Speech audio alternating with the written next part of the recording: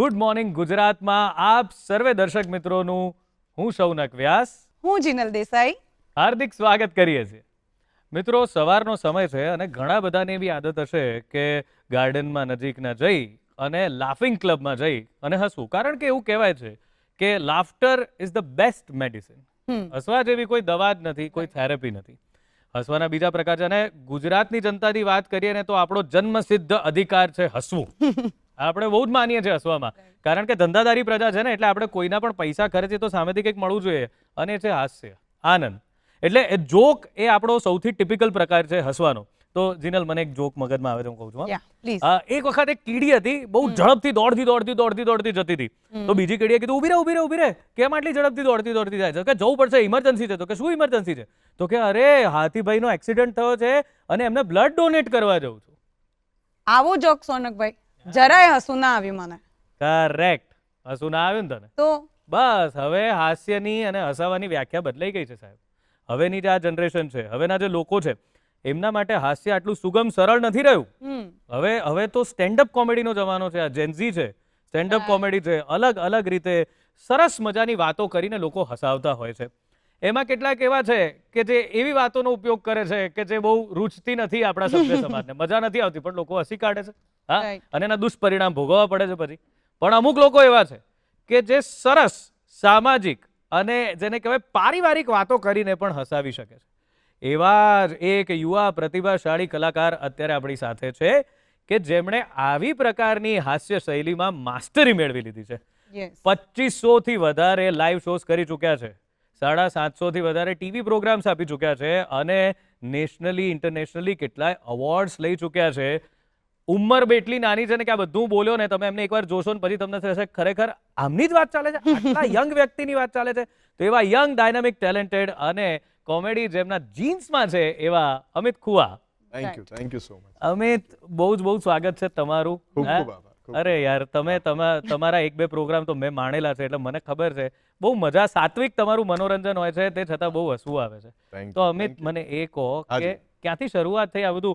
હસાવાની ઈચ્છા દરેક જણને હોય છે, પણ હમણાં જેમ જીનલે કીધું ને કે બહુ ખરાબ જોક હતો, મને હસવું ના આવ્યું, હા, એવું મારા જેવું થતું હોય છે ઘણાને.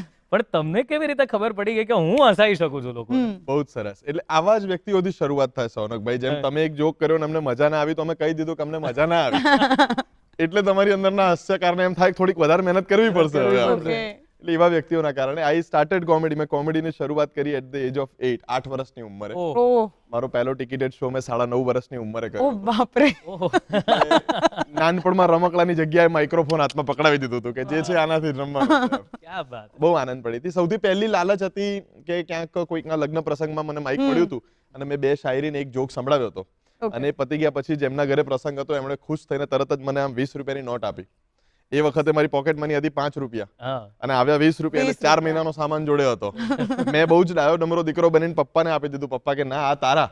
એટલે એ દિવસે ઘરે જઈને 20 ની નોટને આમ પકડીને મેં જોયું અને પછી વિચાર્યું કે આ ધંધો કરવા જેવો ખરો. એટલે શરૂ થયું હતું આ લાલચથી. જ્યારથી આખી ઘટના આગળ વધી. કયો જોક શું કીધું તું? આ ટિકિટ શોમાં 9.5 વર્ષે ટિકિટ શોમાં વાત શું કરી હતી? તો કહો, અમારે જાણવું છે કે અને ઓડિયન્સ કઈ હતી? 9.5 વર્ષના છોકરાને સાંભળવા. એ બધા હસતા હતા. હવે જોક પર હસતા હતા કે મારી પર હસતા હતા? એનો આનંદ હતો કે 45 મિનિટ હસાવ્યા હતા. મને જોક બી યાદ છે. એટલી નાની ઉંમરે હું મારા હજી મૌલિક જોક્સ લખતો નહોતો થયો. એટલે કચ્છના એક બહુ જાણીતા હાસ્ય કલાકાર છે રસિક મહારાજ.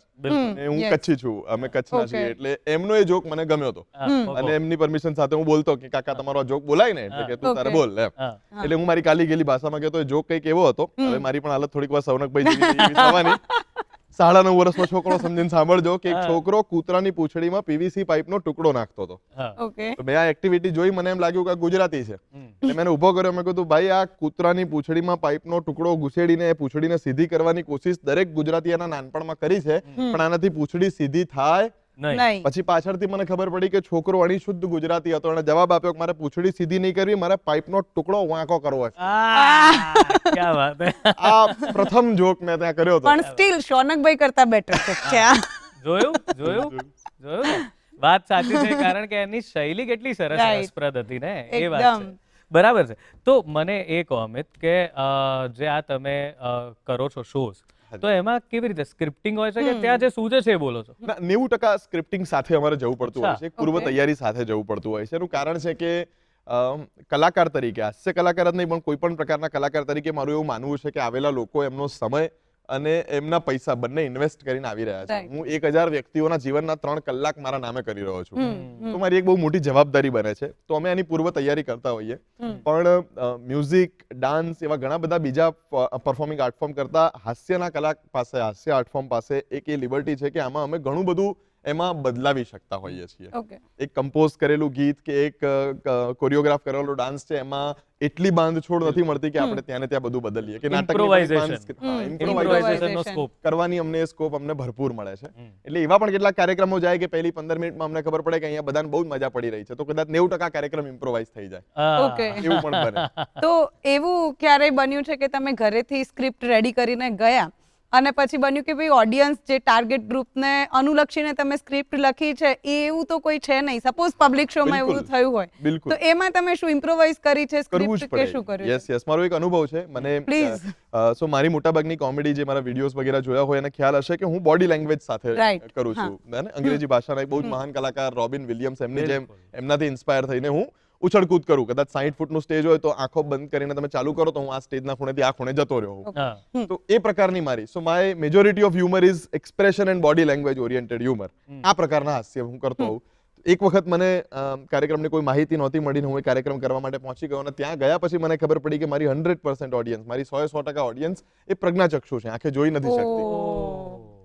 Hard task. એક્ઝેક્ટલી. એટલે મને ત્યાં ગયા પછી ખબર પડે છે કે હું ઉછળકૂદ કરું, સ્ટેજ ઉપર કૂદકો મારું, કઈ કોઈ ખબર ખબર જ નથી નહીં ખ્યાલ આવવાનો. પડે. એમને માત્ર મારો અવાજ સંભળાઈ રહ્યો Right. છે. એટલે મારે જે પણ ઇમોશન કન્વે કરવા છે માત્ર મારા અવાજથી કરવાના છે. Right. તો એ દિવસે મારે 100% બધું જ ઇમ્પ્રોવાઇઝ કરવું પડ્યું હતું. એક છોકરો આમ કરતો હતો, હવે આમ દેખાવાનું નથી અમને, એટલે આમને મારે એક્સપ્લેન કરવાનું છે. કરવું પડે. ઓકે. તો એ કાર્યક્રમ રિસ્પોન્સની દ્રષ્ટિએ, લોકોને હસવાની દ્રષ્ટિએ, અને 14-15 વર્ષ મારી ઉંમર હતી, લોકોના હાસ્યની દ્રષ્ટિએ કાર્યક્રમ ખૂબ નબળો રહ્યો હતો, કારણ કે મારા માટે આવો પહેલો અનુભવ પહેલો હતો. અનુભવ Yes. હતો. પણ મારા જીવનમાં કદાચ હું જેટલું શીખ્યો એનો મહદ અંશે હિસ્સો હું એ પ્રોગ્રામથી શીખ્યો હતો ઓહ. કે આપણે એક પર્ટિક્યુલર પ્રકારની ઓડિયન્સ માટેના કલાકાર થઈ જઈએ. જેમ હમણાં તમે મારા ઇન્ટ્રોડક્શનમાં વાત કરી હા. કે એક પર્ટિક્યુલર પ્રકારના જોક્સ કે એક પર્ટિક્યુલર પ્રકારના હાસ્યના ટૂચકાઓ કરવાથી જો આપણે પોપ્યુલર કે ફેમસ થઈ જતા હોઈએ તો એ કદાચ આપણું લિમિટેશન છે, અને એવું વાહ. ન કરવું જોઈએ. બિલકુલ. હવે આજે ઉછળકૂદની વાત કરી અમિત, તો એ મને એવી ખબર છે કે તમારા માટે જરા અઘરું છે, કારણ કે મેં જે તમારી વાત જાણી તો ફિઝિકલી એટલે ઘણા બધા શારીરિક તકલીફોને ઉપરવટ થઈ એને બાજુ પર મૂકી દરકિનાર કરી અને તમે આ કામ કરી રહ્યા છો, તો એ જે ચેલેન્જ, એ જે સંઘર્ષની વાત કરો ને જરા, એનાથી ઘણા બધાને પ્રેરણા મળશે. બિલકુલ Right. બિલકુલ. તો દર્શકોમાંથી ઘણાને આ શબ્દ જાણ હશે, ન જાણ હોય તો આ સરસ મજાની એ વાતની રજૂઆત કરવાથી અવેરનેસ પણ થશે કે હિમોફિલિયા નામનો રક્તની અંદર એક ચોક્કસ ઘટકની ખામીથી સર્જાતી આ તકલીફ છે, જેનું નામ છે હિમોફિલિયા. હું આ પર્ટિક્યુલર તકલીફનો દર્દી છું. એટલે મને ક્યાંયથી પણ ટાંકણી વાગે અથવા તો ક્યાંય મૂઢમાર વાગે અને જો નસમાંથી લોહી બહાર આવે તો એ બંધ ન થાય, કારણ કે એને બંધ કરવા માટે આપણા લોહીમાં જે ઘટક હોવું જોઈએ એ તમારા શરીરમાં છે, મારા શરીરમાં ભગવાને નથી મૂક્યું. ઓકે. સો એના કારણે મને બહુ જ કાચના વાસણની જેમ સાચવવો પડે. સવનકભાઈને પ્રોગ્રામ પછી બહુ મજા આવીને જોરથી હાથ મિલાવ્યો તો અમિતભાઈ 3 દિવસ હાથ આમ જ લઈને ફરતા હોય પછી કે સવનકભાઈ તમારો હાથ મિલાવો ભારે પડ્યો થોડો. એટલે મને કોઈક શાબાશી આપે તો જરા ધીમેથી આપે ધીમેથી આપે. ઓકે. કે ઓહ. એવી રીતે થોડું ધ્યાન રાખવું પડતું હોય છે. પણ એને મેં મારી લિમિટેશન ક્યારે નથી બનવા દીધી. હું બહુ જ ગર્વ સાથે કહી શકું કે હિમોફિલિયાના કોઈ બ્લીડિંગ એપિસોડના કારણે, કોઈ તકલીફના કારણે મેં મારા જીવનમાં ક્યારે કોઈ કાર્યક્રમ પોસ્ટપોન કે કેન્સલ નથી કર્યો. ઓકે. હું વ્હીલચેર પર જતો રહું, જો પગમાં તકલીફ હોય તો, જો હાથમાં તકલીફ હોય તો હાથ પર પાટો બાંધીને જતો રહું, જો ગળામાં બ્લીડ થયું હોય તો માત્ર સ્લેપસ્ટિક કોમેડી કરીને બોલ્યા વગર કોમેડી કરી લઉં. પણ મેં મારા કાર્યક્રમોમાં મારી આ તકલીફને ક્યારેય મેં એને અડચણ રૂપ નથી બનવા દીધી. એ મેં બહુ જ પ્રયત્ન કર્યો છે એનો. 18 વર્ષની મારી કોમેડિયન તરીકેની કારકિર્દીમાં આફ્ટર 18 યર્સ, 18 વર્ષ પૂર્ણ થયા પછી હમણાં છેલ્લા 2 વર્ષથી હું એટલો સહજ થઈ શક્યો છું મારી તકલીફ વિશે કે મેં એના વિશે એક 1.5 કલાકનો 90 મિનિટનો એક કાર્યક્રમ તૈયાર કર્યો છે. અરે વાહ. એ પ્રોગ્રામનું નામ છે પેઇનફુલી સ્માઇલિંગ. એટલે લાઈક નામ પણ યસ, Exactly. 90 મિનિટ હું એ વાતનો આનંદ કરી રહ્યો છું કે મને આ તકલીફ છે અને આ તકલીફના મેં મારા જીવનમાં અઢળક ફાયદા પણ લીધા છે. ઓકે. ક્યારે સ્કૂલમાં હોમવર્ક નથી કરવું પડ્યું, સાહેબ હાથમાં દુખતું હતું. એટલે આ વિષય ઉપર સહજતા સાથે મેં ઘણો બધો આ પ્રોગ્રામ મેં મસ્તીમાં મજાકમાં બનાવીને આના કાર્યક્રમો કર્યા, પણ પછી એના પછી મને જે મેસેજીસ ઇન્સ્ટાગ્રામ વગેરે પર કોમેન્ટ્સ મળવાની કે લોકોના દૂર દૂરથી ફોન આવવાના શરૂ થયા કે મને પણ આ ફલાણી તકલીફ છે, મને અસ્થમા છે કે મને પણ સિલેબ્રલ પાલ્સી છે, પણ તમારી આ વાત સાંભળીને હવે હું મારા જીવનને કંઈક જુદી દ્રષ્ટિએ વિચારું છું. તો ક્યાંક એવું ફીલ થાય કે સૌથી ઇનફોર્મલ આર્ટ ફોર્મ છે કોમેડી. આમાં અમારો પહેલો જ નિયમ હોય છે કે અમારે કોઈ જ્ઞાન આપવાનું નથી હોતું, એ અમારું કામ જ નથી.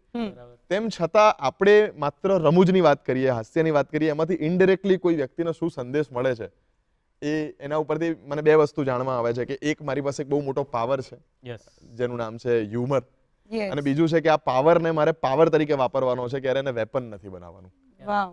કે જે આપણે આજકાલ આજની જનરેશનમાં, મારી જ જનરેશનમાં આપણે જોઈ રહ્યા છીએ. આમ તો આપણી કહીએ તો વધારે સારું, આપણી જનરેશનમાં આપણે બિલકુલ અમને અલગ ના કરે. ઓકે, હવે આધાર કાર્ડ કાઢતા તો સોનો હવે આ તમે જે કીધું કે તમે ઘણા બધા લોકોની ઇન્સ્પિરેશન બની ગયા વાતથી, પણ મૂળ મુદ્દે તમે ઇન્સ્પિરેશન ક્યાંથી મેળવ્યું? કારણ કે આવી કોઈ તકલીફ હોય, આપણને નોર્મલી તાવ કેવું આવે તો એમ થાય કે ભાઈ યાર મારથી નહીં થાય, આજે તો મને બહુ પેલું છે ને. તમને આવી બીમારી હતી, સ્ટીલ તમે ક્યારે એને ઓવરકમ ન થવા દીધી, અને જ્યાં સુધી તમે લોકોને ના કીધું ત્યાં સુધી કદાચ કોઈને ખબર પણ નહોતી. તો એ ઇન્સ્પિરેશન તમને ક્યાંથી મળ્યું? અને બીજું, જોક્સ લખવાની ઇન્સ્પિરેશન તમે ક્યાંથી લાવો છો એના વિશે પણ પ્લીઝ કહેજો. તો હું બંને વ્યક્તિઓ વિશે વાત કરું જેમનાથી હું ઇન્સ્પાયર છું. મારી કળામાં હું ઇન્સ્પાયર છું પદ્મશ્રી દ્વારા સન્માનિત શાહબુદ્દીન રાઠોડ સાહેબથી, એને જેમણે ગુજરાતી હાસ્યને ક્યાંક શરૂઆત આપી છે. તો એમનાથી ઇન્સ્પાયર થયો હું કે જોક કઈ રીતે લખાય, જોક કઈ રીતે ભજવાય. કારણ કે આપણે વોટ્સએપ ઉપર જે જોક સાંભળતા હોઈએ કે જોતા હોઈએ કે વાંચતા હોઈએ, પણ આપણને એમ લાગે કે એપ્લિકેશન્સમાં આવતા જોક, સોશિયલ મીડિયા પર ફરતા જોક્સ જે છે એ પણ ક્યાંક કોકે તો લખ્યા હશે ને, તો એ કળા ભજવાય કેવી રીતે? અને જ્યારે મેં હાસ્યની શરૂઆત કરી ત્યારે શાહબુદ્દીન સાહેબ વોઝ ધી ઓનલી નેમ, એકમાત્ર નામ હતું કે જે મૌલિક રજૂઆતો કરતા. એટલે એમની એ મૌલિક રજૂઆતોને બહુ જ બારીકાઈથી જાણીને, એમની સાથે ઘણી બધી સંવાદો કરીને, હું પોસ્ટકાર્ડ લખતો, ટેલિફોન કરતો લેન્ડલાઇન ઉપર એમને, અને એ કળા એમની પાસેથી ક્યાંક મને જાણવા સમજવા, એમના કવનમાંથી મેં મારી કળાને જન્મ આપ્યો. અને બીજું કે મારી આ તકલીફને મારે ક્યારે ઓવરકમ કરવાની છે એ બાબતની, અને આ કોમેડીની કરિયર શરૂઆત કરવાની મારી જે ઇન્સ્પિરેશન છે એ મારા ફાધર જીતેન્દ્રભાઈ ખુવા. એ પોતે નાનપણમાં ખૂબ સારા એક્ટર, રિટાયર પછી હમણાં એમણે ફરી એક્ટિંગની એમની કારકિર્દી શરૂ કરી છે. સો એમણે બહુ નાનપણથી મને બધું જ કરવા દીધું. 8 વર્ષની ઉંમરે સ્ટેજ પર પણ જવા દીધો. 11મા ધોરણમાં ભણતો તો 16 વર્ષ 17 વર્ષની ઉંમરે મેં મારા જીવનનો પહેલો ટિકિટ શો એઝ અ આયોજક ઓર્ગેનાઇઝ કર્યો હતો, અને એમાં ખૂબ મોટું નુકસાન કર્યું હતું. જ્યારે પપ્પાનો પગાર હતો એનાથી 24 મહિનાના પગાર જેટલું એમનું એક નુકસાન મેં કર્યું હતું. પણ આવી બધી એક્સપેરિમેન્ટલ ઘટનાઓ, આવી બધી વસ્તુઓ કરવામાં પણ એમણે મને રોક્યો નહીં, હંમેશા હિંમત આપી. હું ક્યારેક બહુ દુખતું અને કહું આજ પ્રોગ્રામમાં નહીં જવાય તો એ મને આંખમાં આંખ નાખીને પૂછે કે ખરેખર એટલું દુખે છે કે નહીં જવાય? ત્યારે મને એમ થાય કે ના એવું તો નથી દુખતું, આમ તો જઈ તો શકાશે. એટલે એ રસ્તા ઉપર વાળવામાં અને હું કલાકાર બની શકું છું એ વસ્તુની મને હિંમત આપવામાં મારી ઇન્સ્પિરેશન મારા પરમ પૂજ્ય બાપુજી કહી શકાય. આવું શું બે ચાર સારી વાત એમના વિશે મારે ઇન્ટરવ્યુમાં કહેવાની છે, કારણ કે એમના ઘણા બધા પ્રોગ્રામોમાં એમની બહુ મજાક ઉડાવી છે. એટલે દૂરદર્શને મને આ કવર કરવાનો મોકો આપ્યો. આ તે કીધું, પપ્પાની વાત કરી તો મેં પણ એ વસ્તુ નોંધી છે કે જીતેન્દ્રભાઈને હંમેશા અમિતની સાથે પડખે ઉભા રહેલા જોયા. એટલે જેટલા પિતા આ બધું જોઈ રહ્યા હોય ને, એમના એક જ વાત છે કે ઘણી બધી તકલીફો, અને ખાસ કરીને અમિત તમારી જનરેશન કરતા હવેની જનરેશન છે ને, એને માનસિક તકલીફો બહુ વધારે છે, શારીરિક નથી હોતી ને. તો એવા સમયે દરેક પિતાની ફરજ એ છે કે એમની સાથે રહે અને એમને આ રીતે પ્રોત્સાહિત કરતા રહે, કારણ કે એમને એટલી બધી જરૂર છે ને પ્રોત્સાહનની, જેટલી કદાચ પહેલાની જનરેશનમાં ક્યારેય કોઈને પડી નથી. ડગલે ને પગલે જરૂર છે, કોઈ સાંભળવા વાળું નથી. એ બધી વાતના લીધે એ બધી વાત બાજુ પર મૂક્યા. સરસ એક પીસની વાત કરી, તો કોઈ એક તારો કોમેડીનો સૌથી ગમતો કે સૌથી પોપ્યુલર પીસ જરા તમારા? બિલકુલ. હું છે ને અત્યારે એક બહુ સરસ વાત કરી રહ્યો છું જે સાવ સત્ય ઘટના પર આધારિત છે કે હાસ્ય કલાકારને કઈ રીતે મળવું ને એ હજી નવી જનરેશનના ફેન્સને આવડતું નથી. જેમ કે જૂની જનરેશનમાં આપણે ઓટોગ્રાફ લેતા, એ કન્સેન્ટ વાળી ઘટના હતી કે શું મને તમારો ઓટોગ્રાફ મળશે? તમારી પાસે હા ને ના બંને ઓપ્શન છે, તમે જનરલી હા ચૂઝ કરીને આપી દેતા. નવી જનરેશનમાં એ કન્સેન્ટ નથી, એ સીધો મોબાઈલ ખોલશે ને તમારી પાસે ઉભો રહેશે. એટલે તમે જે પરિસ્થિતિમાં હો ત્યાં તમારે આમ ઉભું રહી જવાનું, એનો કોઈ ઓપ્શન નથી રહ્યો. બીજું, પહેલી વખત જ્યારે તમે કોઈ કલાકારને મળો ત્યારે એને કઈ રીતે ગ્રીટ કરવું ને એ પણ હજી કદાચ નવી જનરેશનને નથી ખ્યાલ. કોઈક વડીલ આવીને એમ કહે કે તમારા કાર્યક્રમો અમારી આખા પરિવારની બધી જ વ્યક્તિઓ બહુ જ પ્રેમથી આવું કહી શકે. નવી જનરેશનમાં એ આપણને જોઈને આપણે રૂબરૂ જોઈએ, આપણને જો રૂબરૂ આપણી સામે ઉભો હોય તો લાઈક બટન શોધતો હોય કે આમ આમને કેવી રીતે કહેવાનું મને તમે બહુ ફાવો ગમો એ પછી નવા રસ્તા લાવે કે એક બેન હમણાં ગયા પ્રોગ્રામની અંદર આવ્યા હતા કાંખમાં એક બાળક લઈને એમને કેવું એમ હતું કે હું તમારી બહુ મોટી ફેન છું પણ એમના મોઢામાંથી એવું નીકળી ગયું કે આ તમારો બહુ મોટો ફેન છે એટલે મેં કીધું પહેલા તો 5 મિનિટ મેં હું સમજી ગયો કે પોતાની વાત કરવા માંગે પણ કદાચ પેલું નહીં ગમતું હોય કે હું શું આ ફેન છે એટલે આયા અમે તો એમ તો મેં બહુ સાહજિક રીતે પૂછ્યું હતું બેન આ જે મારો બહુ મોટો ફેન છે એ મોટા ફેનની ઉંમર તો બેન સાચી ઉંમર બોલ્યા કે એની ઉંમર 4.5 મહિના. એટલે મેં કીધું બેન 4.5 મહિને મને કુતૂહલતા થાય કે તમને કઈ રીતે જાણ થઈ કે આ વડીલ મારા બહુ મોટા ફેન છે. તો એમણે મને પાછું એક્સપ્લેનેશન આપ્યું કે આમ ધ્રુસકે રડતો હોય અમિતભાઈ પણ જેવો તમારો વિડીયો બતાવીએ ને તરત શાંત થઈ જાય. પછી મેં 5 સેકન્ડના વિરામ પછી એમ કીધું મેં કીધું બેન આ જે ઘટનાની તમે એક્સપ્લેનેશન આપી ને આ ઘટનાને ગુજરાતી ભાષામાં વર્ષોથી અમે કહીએ કે બાવો આવ્યો ફેન નથી એના માટે હું બાવો છું. બાવો છે. વાહ ભાઈ વાહ. તો કેટલી સાહજિક રીતે તે રોજબરોજની ઘટનાઓને જ એમાં વણી લીધી છે. એમાં કાંઈ એવું નથી કે કોઈ ફલાણાની વાત કરીને આની વાત કરી. અને તો આ જે પ્રકાર આ એક રિસર્ચ વર્ક પણ ચાલી રહ્યું છે તમારું. કેટલા પ્રકારની 30 થી વધુ પ્રકારની કોમેડીના જે પ્રકાર છે 38 પ્રકારનો હ્યુમર છે. યસ એટલે કે 39મા પ્રકાર પર તમે કામ કરી રહ્યા છો. પ્લીઝ આ બધું જણાવો 38 પ્રકાર કઈ રીતે આપણે તો હ્યુમર એટલે આવું નહીં એક જ ના હોય હસવાનું. તો હવે 38 પ્રકાર શું છે ને 39માં શું છે? બિલકુલ આ બી મને શાહબુદ્દીન સાહેબના એક પ્રોગ્રામમાં એ જાહેર મંચ ઉપર બોલ્યા હતા કે વીટ સટાયર બ્લેન્ડવલ જુવેનાઇલ સોફોમોરસ આવા તો ઘણા પ્રકારની હાસ્ય. એટલે એ ત્યાં મેં 5 વખત એ રિવર્સ કરીને સાંભળ્યું કે આમાંનું તો આપણને કઈ નહીં આવડતું. પછી મને જાણવા મળ્યું કે સટાયર અને સાર્કાઝમ જુદી વસ્તુ છે, વ્યંગ અને કટાક્ષ જુદી વસ્તુ છે, બ્લેક કોમેડી અને ડાર્ક કોમેડી જુદી વસ્તુ છે. અમને બી નહીં ખબર. આ બધું તો પછી એમ લાગ્યું કે આપણે સ્નાતક થયા પણ કોઈ જુદી ડિગ્રીમાં થઈ ગયા, આમાં થવા જેવું હતું.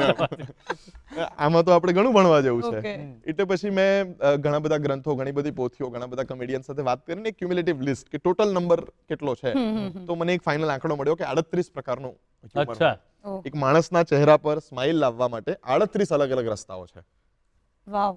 જેમાંનો એક સ્ટેન્ડ અપ કોમેડી, બીજો મિમિક્રી, કોઈની નકલ કરવી, અને ત્રીજો હમણાં અમારી જનરેશનમાં ગમે છે બધાને ઇમ્પ્રોવ કોમેડી, ઓન ધ સ્પોટ તમે સજેશન આપો હું કોમેડી બનાવું. આ ત્રણેક પ્રકારો એવા છે કે જે થોડાક અંશે ભજવાયા છે ભારતમાં. એના સિવાય એવા બીજા 35 પ્રકારો છે કે જે American comedy industry, British comedy ઇન્ડસ્ટ્રીમાં વર્ષોથી ભજવાઈ રહ્યા છે, પણ ભારત એને હવે દર 5 વર્ષે એકની સ્પીડે એને એક્સપ્લોર કરી રહ્યું છે. એટલે એ પણ મને એવું લાગ્યું કે હોવું જોઈએ. પછી મેં ગુજરાતી ભાષાના આપણા જૂના જે પ્રકારો છે કે જે માત્ર લોકોને હસાવવા માટે નહોતા, જેમ કે આપણી ભવાઈ છે, તરગાળાના વેશ બદલાતા, એ માત્ર લોકોને હસાવવાનો પર્પસ નહોતો, હસાવવું એનો એક ભાગ હતો. તો એની અંદર પણ જે પ્રકારો છે એની અંદર મેં ઘણા બધા વ્યક્તિઓ સાથે વાર્તાલાપ કર્યો, ઘણા બધા પોડકાસ્ટ અને ઇન્ટરવ્યુઝ કર્યા, તો જાણવા મળ્યું કે એમાં જે ભાતીગળ હ્યુમર છે આપણું એ 38માંના કોઈ પ્રકારમાં ક્યાંય ફિટ બેસતું નથી. એટલે કદાચ એવા ઘણા પ્રકારો તો હજી અનએક્સપ્લોર્ડ છે કે જેને નામકરણ નથી થયું, એની ફૈબા આવવાની બાકી છે. તો મને એમ થયું તમે બની જજો આઈ થિંક.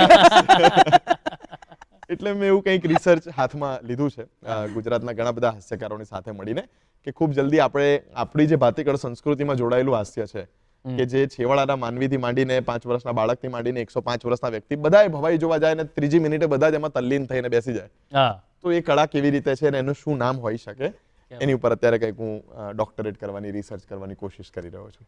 ક્યા વાત, બહુ જ અદ્ભુત વાત છે. યસ. હવે મને એ પૂછવું છે કે કોઈને કોમેડીમાં કરિયર બનાવવું હોય, આપણી આસપાસ ઘણા બધા કોમેડિયન્સ છે, પણ હવે એ ક્યાં સુધી ચાલશે, કેટલું ચાલશે, હજુ સ્ટીલ ઘણા લોકોને એ ટેન્શન હોય કે ભાઈ ફાઇનાન્શિયલી બી સ્ટેબલ થવું એક પ્રેક્ટિકલ વાત છે. તો જેને કોમેડિયન જ બનવું છે અથવા તો એને જ મેઇન સ્ટ્રીમ તરીકે લેવું છે, એને તમે શું કહેશો? એવું કરી શકાય બિલકુલ. કોઈ પણ કળાની જેમ કોઈ પણ પ્રકારના કલાકાર બનવા માટે જે સૌથી મોટી વસ્તુ છે ધીરજ, એ બહુ મહત્વની છે. હાસ્યના ફિલ્ડમાં અને બીજા પરફોર્મિંગ આર્ટમાં મુખ્ય મહત્વ એ છે કે આમાં કોઈ પર્ટિક્યુલર મેજરમેન્ટ નથી હાથમાં આવતું. જેમ કે તમે કેટલા સારા ગાયક છો એ જાણવા માટે તમે સુર કેટલા સરસ સમજો છો, કે કેટલા સારા ડાન્સર છો એના માટે તમે કેટલો સરસ તાલ સમજો છો, એની ઉપરથી નક્કી કરી શકાય. પણ તમે કેટલા સારા હાસ્ય કલાકાર છો એ જે પણ વ્યક્તિ પબ્લિકને હસાવી શકે છે, ઓડિયન્સને હસાવી શકે છે, એના મતે દુનિયાનો સર્વશ્રેષ્ઠ હાસ્ય કલાકાર છે એવું બધાને લાગતું હોય. એટલે એ કેટલા અંશે હું એમાં આગળ વધ્યો છું કે હું એટલો એસ્ટાબ્લિશ થયો છું કે હવે હું આને મારી કારકિર્દી બનાવી શકું, એ ધીરજ કેળવવામાં ઘણો વાર થતો હોય. બીજું આની કોઈ તાલીમ વર્ગ નથી થતા. રાઈટ. મેં 12-13 વર્ષની ઉંમરે મને ઈચ્છા થઈ હતી કે મારે ભણવું છે, તો મારા ફાધરની સામે મેં પ્રસ્તાવ મૂક્યો કે 12મા ધોરણના અભ્યાસ પછી મારે કોઈ બીજી ફિલ્ડમાં એજ્યુકેશન નથી લેવું, મારે હાસ્યમાં ભણવું છે, મારે સ્ટેન્ડઅપ કોમેડી શીખવી છે. તો પપ્પા તરત જ કાગળ પેન લઈને પડોશીનું કમ્પ્યુટર ખોલીને બેઠા કે આપણે જોઈએ. સૌથી નજીકમાં નજીક કોર્સ અમેરિકાના લોસ એન્જલસમાં મળ્યો. સૌથી નજીક. એટલે પપ્પાએ તો થોડીક હિંમત ભેગી કરી કે કઈ વાંધો નહીં, જમીન છે નહીં તો હોદીને વેચી નાખીશ, કોકની વેચી પણ કંઈક તો કરી.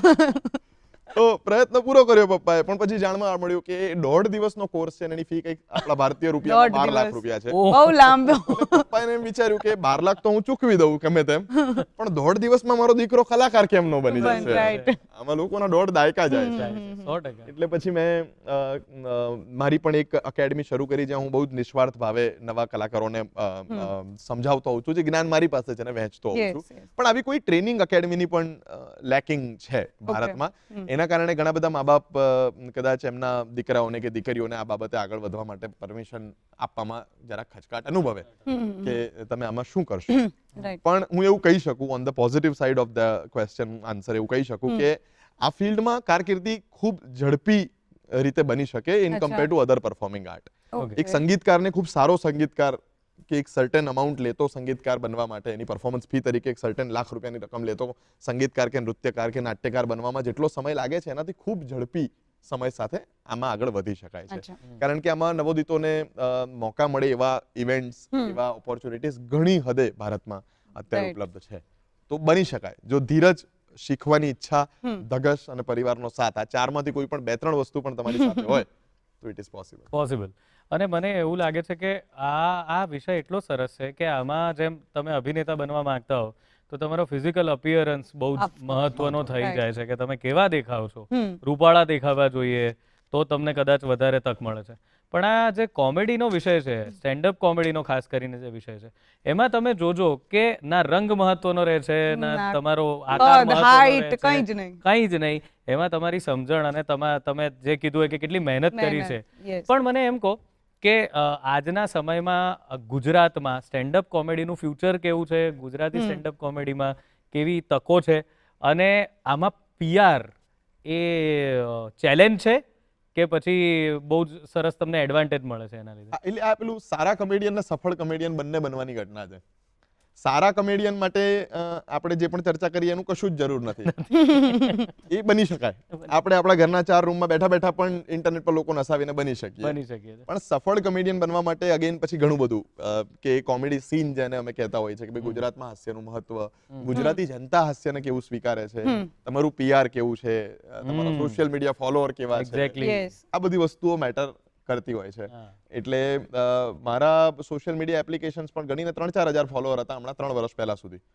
પણ મારું કામ ચાલતું હતું, હું તો પણ સારા કલાકારોમાં મારું નામ આવતું હતું, એટલે મને આનંદ હતો. એટલે પછી મારા લગ્ન થયા અને મારા ધર્મપત્નીએ આવીને કહ્યું કે તમે શું કરો છો? એટલે મેં કહ્યું હું હાસ્ય કલાકાર છું. કે ઓકે, 3.5 ફોલોઅર વાળા. મેં કહ્યું તમે આવું ના કરો, તમે એકદમ મોઢું ચડાવીને સામે બેસો, હું 3 મિનિટમાં હસાવી દઈશ, એટલો સારો છું એમ. પણ પછી એમણે મને સમજાવ્યું, she is a graduate in this era of the field, એટલે એમણે સમજાવ્યું કે આ જરૂરી છે, આ કરવાથી ખૂબ આનંદ થશે તમને. ઓકે. એટલે પછી કેમેરો ને એડિટિંગ એપ્લિકેશન લઈને અમે પણ આ શરૂઆત કરી. તો 3 વર્ષમાં હવે એવું લાગે છે કે નવી જનરેશનમાં એકાદો વિડીયો જોઈને નીચે લખતા હોય કે બોસ બહુ સારું બોલો છો, સ્ટેન્ડઅપ કોમેડી ટ્રાય કરો. હવે એ કમેન્ટ કરવા વાળાને જરા ખોદવો પડે કે ભાઈ જન્મ્યો નહોતો ને 2 વર્ષ પહેલાથી કરું છું. ટૂંકમાં એ વસ્તુ મેટર તો કરે છે. બહુ મજાની ચર્ચા ચાલી રહી છે અમિત ખુવા સાથે, અને ખરેખર હજુ તો એમની પાસેથી ઘણું બધું જાણવાનું અને ઘણું બધું માણવાનું બાકી છે. પણ અત્યારે સમય છે એક વિરામનો, તો લઈએ એક વિરામ.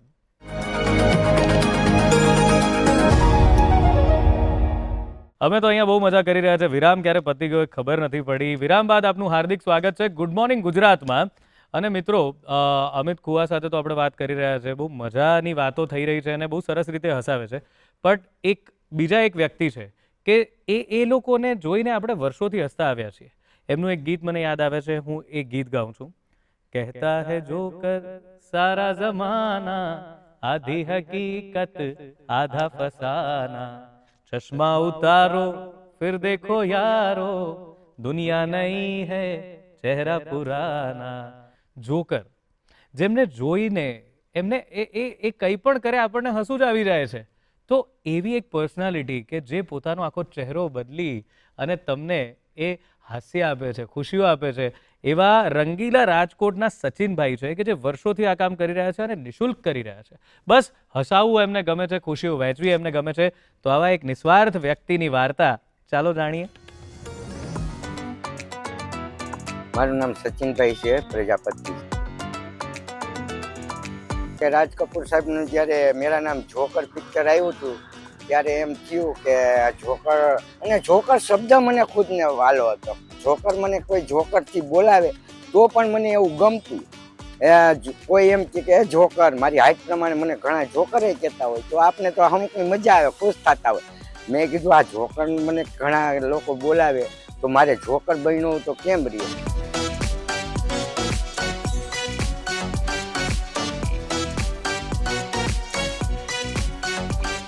આ 58 વર્ષીય સચિનભાઈ છેલ્લા 20 વર્ષોથી જોકર બનીને બાળકો અને લોકોનું મનોરંજન કરે છે. અને સચિનભાઈની ખાસ વાત તો એ છે કે તેઓ પોતાના કામના પૈસા ક્યારેય સામેથી નથી માંગતા. લોકો જે આપે તે લઈ લેતા હોય. કોઈ પણ પરિસ્થિતિ હોય તેઓ હંમેશા જોકરની માફક હસતા જ રહે. રાજકોટના લોકો તો અમે રંગીલું રાજકોટ કહેવાય છે ને, કે જ્યારે આ રાજકોટ જેવું તો સિટી ક્યાંય જોવા ન મળે એવું. એમ બધી રીતે એન્જોય કરવાનું, એમ કે હસી મજાક. અમારે જેવા જોકરને જોવે તો એ જોકર અંકલ, જોકર અહીંયા કેમ છો, મજામાં, બેસ, ચા પાણી પી, એમ કહેતા હોય. એટલે અમે ખુશ થઈ જાય. ચા મળે એટલે અમારે કાંઈ ન જોઈએ. પરંતુ સચિનભાઈને જોકર બનવાનો ખ્યાલ કેવી રીતે આવ્યો? આવો જાણીએ તેમની પાસેથી. પહેલાં મારે 2 વ્હીલરનું ગેરેજ છે, ત્યાં કેબિન છે નાની એવી. તો પછી મને એમ થયું કે ગેરેજે આપણે વાહન રાખવાની તકલીફ છે તો પછી આપણે ધંધો બદલી નાખીએ એમ થયું. તો પછી મોબાઈલની એસેસરીની જે કેબિન ચાલુ કરી અને નવરાત્રિમાં હું જોકર બનીને બાળકોને આરે મજા, એમ કે બાળકોને મજા આવતી. જોકર બનીને હું ડાન્સ કરતો ને ગરબીએ રમતો અને હસાવતો, બધી પબ્લિકને હસાવતો. આ સાથે જ સચિનભાઈ એક કિસ્સો બતાવતા ભાવુક થઈ ગયા હતા. તો એક બાળક છે, એ જ્યારે ડિનર લેવાનો ટાઈમ હતો તો એના મમ્મી પપ્પા ભેગું ગયું. તો એના મમ્મી પપ્પા કે બેટા ચાલ જમવા મન, ડિનર લે તો તારી રીતે. તો કે નહીં, જોકર અંકલ આયરે જ મારે ડિનર લેવાનું છે. ત્યારે મને ખરેખર એમ થયું કે આ બાળક કેમ જમતું નથી.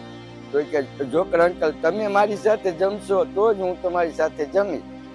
મને ઘણું બધું એમ થયું કે ના, આવડું બાળક જો આટલું બધું મારા ઉપર હોય, એને લાગણી, પ્રેમ, તો મારે આ બાળક સાથે જમવું જ પડે.